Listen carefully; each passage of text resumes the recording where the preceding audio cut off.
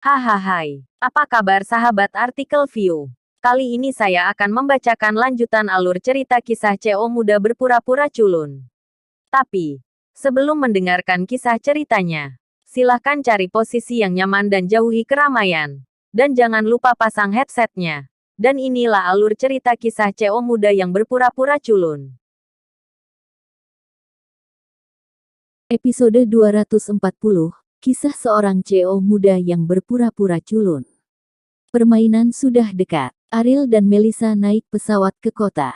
Kauri takut sahabatnya akan dirugikan, jadi dia membeli 2 tiket kelas 1. Dia baik pada Melissa, dan dia tidak perlu merasakannya. Tetapi bagi Ariel, meskipun pengalaman hidup Melissa telah diselidiki dengan jelas, dia telah berulang kali memperingatkan dirinya sendiri di dalam hatinya bahwa dia hanya terlalu banyak berpikir, tetapi akan selalu ada kabut yang tertinggal, yaitu intuisi.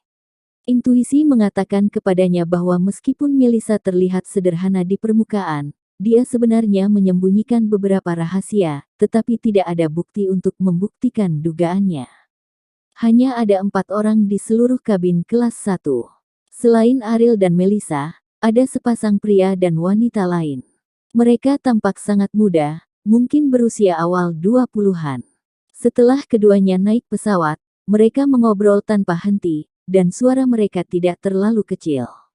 Tawa sesekali bahkan lebih menyebalkan. Mungkin karena dia tidak tahan diganggu sepanjang waktu selama perjalanan, Melissa berdiri dengan sopan dan berjalan di depan mereka berdua, dan berkata, "Maaf, saya mengganggu obrolan Anda. Saya mau istirahat. Bisakah kamu mengobrol dengan suara yang lebih rendah?" Sikap dan bahasanya semua sangat sopan, tetapi dua lainnya masih sangat tidak puas dengan penampilannya. "Apa hubungannya denganmu saat kita mengobrol? Apakah ilegal berbicara di pesawat? Jika kamu terlalu berisik, mengapa kamu tidak naik pesawat pribadi sendiri?" Gadis itu memandang Melissa dengan dingin, dengan tatapan dingin, wajah yang sangat cantik, tetapi saat ini dia tampak sedikit keji. "Aku hanya berharap suara obrolanmu bisa lebih tenang." Melissa menatap langsung ke arah gadis itu dan melanjutkan. "Nada berapa yang kamu butuhkan? Apakah ini tidak apa-apa?" Bocah itu dengan sengaja meningkatkan nadanya dan menatap Melissa dengan tatapan provokatif. Melissa masih sangat lembut dan pendiam. Pada pandangan pertama, itu adalah wanita lemah yang mudah diganggu. Gadis itu langsung berdiri, menunjuk Melissa dengan marah, dan berkata, "Jika Anda tidak memiliki kemampuan untuk membeli jet pribadi, jangan pedulikan urus-urusan sendiri." "Rihanna, kenapa kamu marah dengan orang seperti ini? Lihat berbagai macam merek pakaiannya, apakah dia masih bisa membeli jet pribadi?" Baron berkata sambil mencibir, dia dan Rihanna milik keluarga kaya, dan orang tua dari kedua belah pihak mencoba yang terbaik untuk mencocokkan mereka di pada saat yang sama. Baron sangat puas dengan penampilan dan sosok Rihanna, dan berencana untuk mendapatkan Rihanna sesegera mungkin. "Itu benar, apa yang aku lakukan dengan orang seperti ini?" Rihanna memandang Melissa dari atas ke bawah dan berkata sambil tertawa. Setelah Rihanna duduk lagi, mereka berdua berpikir bahwa Melissa akan menyerah, tetapi Melissa tidak melakukannya, tetapi melanjutkan, "Aku hanya ingin kamu lebih tenang, apakah sulit?" Baron sedikit marah. Menurut pendapatnya, Melissa jelas berusaha membuat segalanya menjadi sulit, dan Rihanna adalah gadis favoritnya. Bagaimana bisa wanita berkacamata seperti itu menunjuk jarinya? "Kamu berbicara omong kosong seperti itu, kan?" Baron berdiri, mendorong Melissa pergi secara langsung, dan berkata dengan mengutuk, "Jika kamu berbicara omong kosong lagi, turun dari pesawat dan aku akan menemukan seseorang untuk menjagamu."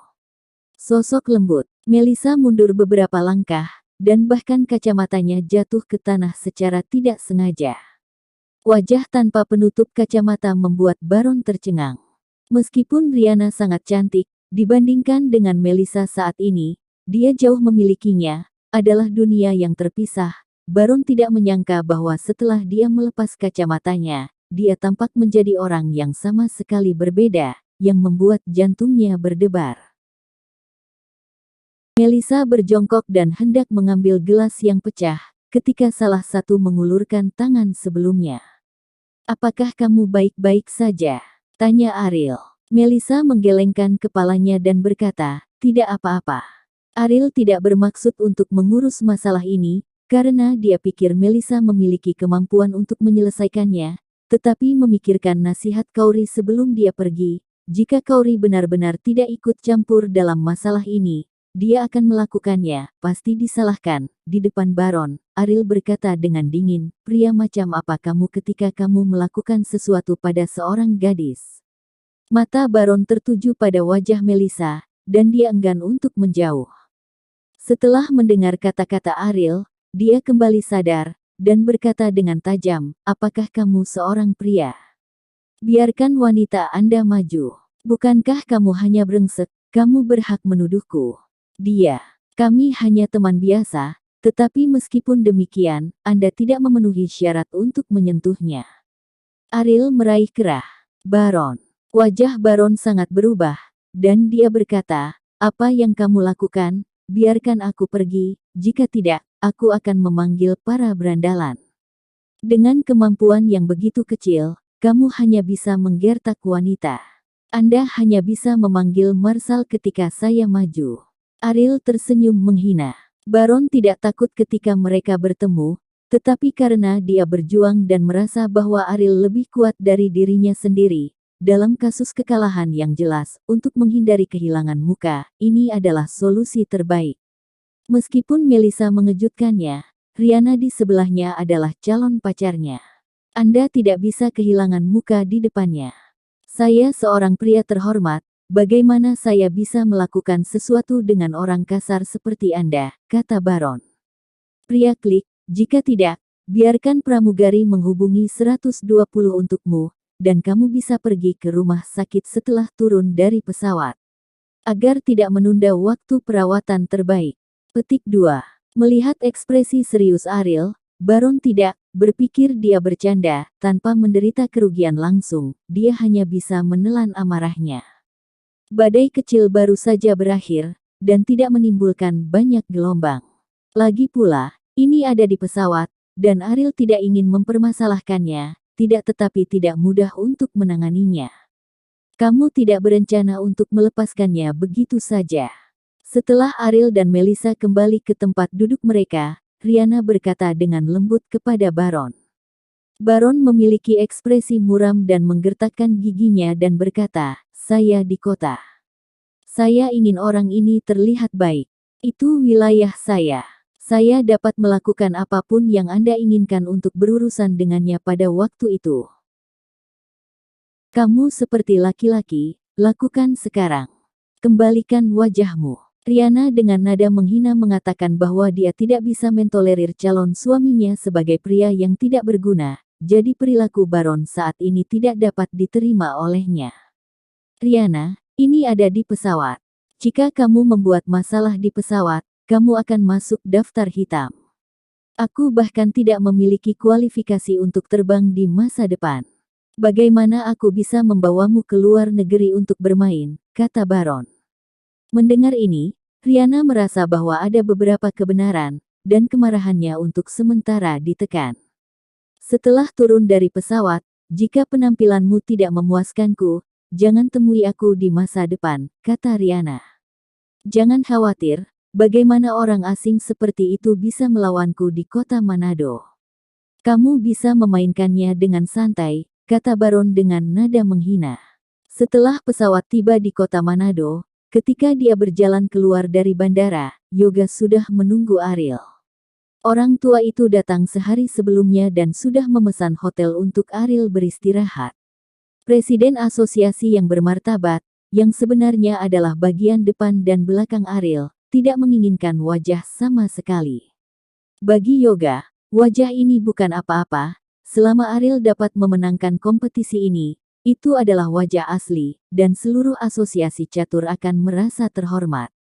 "Ariel, hotel sudah siap, bintang 5, jika Anda merasa ada yang tidak beres.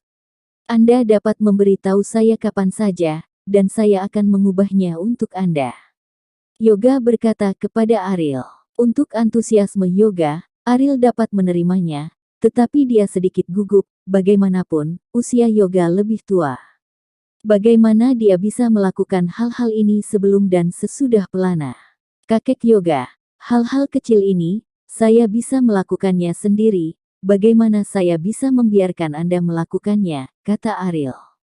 Yoga melambaikan tangannya lagi dan berkata, tidak apa-apa, tidak apa-apa. Yang paling penting bagi Anda sekarang adalah istirahat yang baik dan bersiap untuk pertempuran. Jangan khawatir tentang hal-hal lain. Dengan saya di sini, saya bisa membantumu dengan segalanya. Jika kamu suka makan, katakan saja padaku. Aku sudah belajar tentang beberapa restoran terkenal di kota Manado. Semuanya memiliki selera yang berbeda, kamu dapat memilih sesuai dengan preferensimu. Petik 2. Ariel tersenyum tak berdaya, dia benar-benar dipersiapkan dengan baik, tidak hanya memesan hotel, tetapi juga restoran. Kakek yoga, kamu akan mempermalukanku seperti ini, kamu adalah seorang penatua, kata Ariel. Penatua apa yang bukan penatua, bahkan Nicholas yang sudah tua adalah muridmu, apa yang aku hitung. Ketika yoga mengatakan Nicholas, masih ada sedikit kecemburuan di matanya. Bersambung.